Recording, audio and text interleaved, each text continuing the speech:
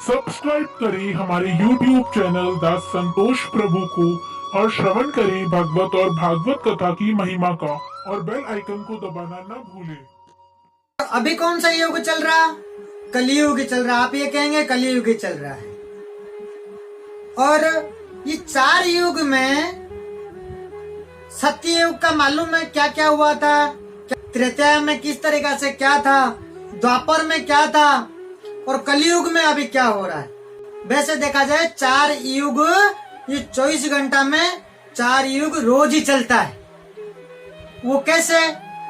24 घंटा में 4 युग आता है। आप ये सोचोगे, आपके विचार आपके मन में ये है कि कैसे होता है, ये तो कलियुग है, 4 युग कैसे होता है? आइए मैं आपको क्लियर कर। सुबह 4 से 9 बजे तक ये चलता है सत्य युग। सुबह 4 से 9 बजे तक क्या होता है? 4 से 9 बजे तक जो होते बिल्कुल एकदम माहौल शांत रहता है, धार्मिक समय रहता है। ये सत्य युग में क्या हुआ था? सत्य युग में जैसे बिताए थे तो उसी तरीका से 4 से 9 बजे तक हमें रोजाना सत्य युग समय हम बिताते हैं। 4 बजे लोग उठना शांत और एकदम सब सुबह सुबह हम उठते हैं तो एकदम कैसे रहते हैं? एकदम फ्रेश मूड में। पीने वाला आदमी भी उस टाइम में सुबह सुबह भी वो शांत रहता है, एकदम फ्रेश रहता है। तो ये जो 4 से 9 बजे का समय है, पूजा पाठ करने का समय होता है, अच्छा समय होता है, अच्छा फील करते हैं हम सुबह उठ करके। सभी को मालूम हुआ, कोई मॉर्निंग वॉक में जाता है, कोई सुबह उठ करके पूजा पाठ करके हमारे कीर्तन करता है, कोई नाम जपता है, कोई ठाकुर जी का नाम लेता है, कोई ठाकुर जी का दर्शन करता है। सुबह का टाइम ऐसा शांत माहौल और एकदम फ्रेश माहौल रहता है, सब अच्छा फील करते हैं हम। तो ये समय क्या होता है? सत्य युग हम बिताते हैं। सत्य युग में जैसा ऐसा हुआ था ना, वैसे वैसे हम बिताते सुबह का समय जो है 9 बजे तक। अब उसके बाद सुबह 10 बजे से 5 बजे तक हम त्रेता युग में हम चले जाते हैं। इसी युग में क्या हुआ था? राम जी भी वनवास चले गए थे। राम जी भी वनवास चले गए थे और हम क्या करते हैं? 10 से 5 हमारी करीब करीब सभी का हम लोग ड्यूटी पे चले जाते हैं। अपने अपने कार्य क्षेत्र में अपने अपने कर्म जो जैसा करता है काम में लग जाते हैं, काम में चले जाते हैं, कार्य क्षेत्र में लग जाते हैं, अपने अपने काम में व्यस्त हो जाते हैं। मतलब घर से निकल के चले जाते हैं हम। सभी को मालूम है कि हम घर से निकल करके अपने अपने कार्य क्षेत्र में अपने अपने दिशा में सब चले जाते हैं। और लौटते कब? हम 5 बजे तक 6 बजे तक लौट जाते हैं। तो ये क्या हुआ? त्रेता युग हो गया। हम त्रेता युग के जैसा हम ये समय बिता देते हैं। 5 से 8 बजे का जो समय है, द्वापर युग में भगवान कृष्ण ने क्या किया था? कैसे गोपियों के साथ में खेलना कूदना, कैसे उनका लीलाएं था। द्वापर युग का लीलाएं आपने सुना होगा, भगवान कृष्ण के कैसा था लीला। तो उसी तरीका से हम 5 से 8 बजे तक ऐसे उसी सेम ही वैसे लीलाओं में हम रहते हैं, उसी तरीका से करते हैं। खेल कूद करना, घूमना फिरना, खाना पीना, मस्ती करना और खास करके हम आकर के बच्चों के साथ खेलना, बच्चों के साथ रहना, बच्चों के साथ घोड़ा बन करके पीठ पे बैठा करके खेलना कूदना, बच्चों के साथ परिवार के साथ रह के एंजॉय करना। तो ये जो 5 से 8 का समय होता है, खेल कूद का समय होता है। भगवान भी ऐसे लीलाएं किए थे द्वापर युग में। तो इसी तरीका से हम भी इसी तरीका से इसी युग में इसी समय में हम इसी तरीका से बिताते हैं। हम घर के अंदर बच्चों के साथ, परिवार के साथ, मित्रों के साथ, भक्तों के साथ ये समय में ऐसे होता है। ये समय मिला। तो उसके बाद रात्रि को 10 बजे से लेकर के आगे तक इसमें क्या होता है? हम वासना में डूबे रहते हैं। इसको क्या बोलते हैं? कलियुग। जब जब आपको इस तरीका से मन में इच्छाई होगा, मन में ऐसा होगा, ये समझ लेना कि आपका कलियुग में आपने प्रवेश कर लिया। ये कलियुग का संकेत है। कलियुग में सभी के सभी वासना में और सारे भोग करने के पीछे डूबे रहते हैं। तो इसी तरीका से 4 युग हम रोज ही बिताते हैं 24 घंटा में। कभी हम मन में और हमारी सोच विचार में कभी धर्म की बात आए तो ये समझ लेना कि हम सत्य युग का विचार है। हमें हमेशा ऐसी विचार होनी चाहिए हमें हमेशा। और कभी कर्म की विचार आए, कर्म की जब विचार होता है, ये समझ लेना हम इस समय हमारे जो सोच विचार है हम कहाँ है? त्रेता युग में है। और किसी के प्रति प्रेम भाव का विचार उठे आपके मन में, तो वो क्या संदेश देता है? ये द्वापर युग का संदेश।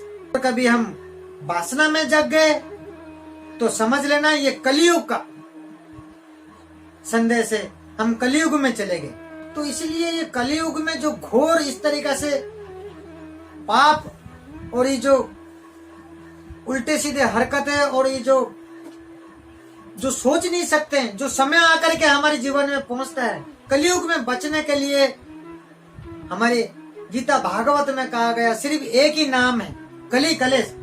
हमें सिर्फ हरि नाम से ही हमें इन सब चीजों से मुक्ति पा सकते हैं। एग्जाम्पल, कभी कड़ी धूप होता है, हम कभी सड़क पे चलते हैं, रोड पे चलते हैं, बहुत तेज 45 डिग्री से ऊपर गर्मी, धूप तेज में हम कहीं किसी जगह पे चल रहे हैं तो बहुत तेज धूप लग रहा है और आपको दिख रहा है दूर जाकर के पेड़ के नीचे छाया दिख रहा है, तो आप क्या करेंगे? इस धूप में खड़े रहेंगे या धूप में चलते रहेंगे कि आप ये सोचेंगे कि छाया के पास जाकर के थोड़ी देर खड़े हो जाए?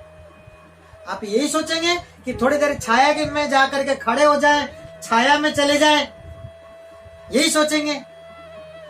तो जाते हैं, जब छाया आ जाती है और जब छाया के अंदर चले जाते हैं, पेड़ के नीचे चले जाते हैं, तो क्या होता है? धूप के तापमान से थोड़ा सा बचते हैं हम, धूप का तापमान थोड़ा कम लगता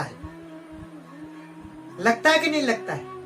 और मान लीजिए बाहर का टेम्परेचर बहुत हीट है, बहुत ज्यादा गर्मी है, गर्मी का समय है अभी, मान लीजिए 50 डिग्री हो गया, 48 डिग्री हो गया तापमान बाहर, आप मान लो घर में ही हो और आपके घर में एसी है, आप एसी चला लेते हो, एसी चला लेते हो, पूरा एकदम एसी ठंडा कर लेता है घर। हम जब एसी चला करके टेम्परेचर को कम कर लेते हैं, पूरा एकदम ठंडा कर लेते हैं, एकदम इतना ठंडा हो जाता है, मान लो पूरा चिल्ड कर दिए, फिर भी आप उड़ा के सो रहे हो और बाहर का तापमान क्या है? पूरा हीट है, पूरी गर्मी है, बाहर बहुत तेज धूप है, लेकिन उसी समय आप एसी चला करके ठंड में रह रहे हो, आपको ठंड भी लग रहा है। किस कारण की वजह से? एसी के वजह से। इसी प्रकार कलयुग में बचने के लिए इन सब चीजों का, कलयुग में हमें हमेशा उल्टे सीधे करने के, गलत रास्ते में जाने के लिए खींच लेता है हमेशा। तो इन सब चीजों से बचने के लिए हमें क्या करना चाहिए? हम भगवान का नाम लेते हैं, भगवान का नाम लेकर के कीर्तन करते हैं। कलयुग में जिस घर में कहीं भी हम चलाते हैं तो कलयुग क्या होता है? दूर चला जाता है, कलयुग उसी जगह से दूर चला जाता है, कलयुग हमें स्पर्श नहीं कर सकता, हमें गलत दिशा में ले नहीं सकता, हम गलत कर नहीं सकते, हमसे गलत हो नहीं सकता। जैसे गर्मी को हम हटा सकते हैं तो कलयुग को भी हम हटा सकते हैं भगवान के नाम संकीर्तन से, भगवान के नाम से। जिस घर में भगवान की नाम कीर्तन होता है, जिस जगह पे भगवान के कीर्तन करते हैं, भगवान के नाम लेते हैं, उस जगह में कलयुग आ ही नहीं सकता।